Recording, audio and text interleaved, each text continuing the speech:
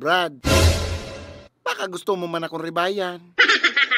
Ano paborito? Daing ribay-ribay? Bugay grabe naman yan. O ano gusto mo? Ribayan mo man ako. Bugay ni sarong brief sa sarong simana.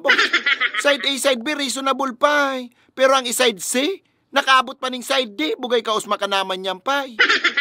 Martiyong ka naman daw ngunyan. Hilingan man daw ako.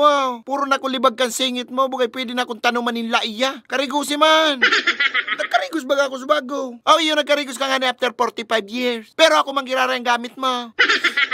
May marisay na ako, pay. Overuse naman garo ako, ay. Sa distaong kama na maray sa kuya. Bago mo kulabahan, itong tipong sulit na sulit man talagang gamit mo, ay. Si manahan, nasa na nga niya ako kulabahan. Tapos dahi pa ako alang na maray, basa-basa pag ginagamit mo na, bugay.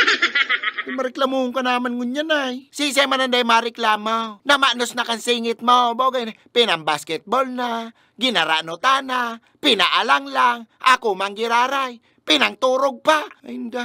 Kakasuhan ta ka kang gibo mong yan sa distahong kang maray. Ribayan mo man ako. Ayaw, ribayan ta ka, relax ka lang. Yogon mo an. Puro branded ang bado mo, mapurmahong kang maray, pero ang brief mo nag-aaragnas na.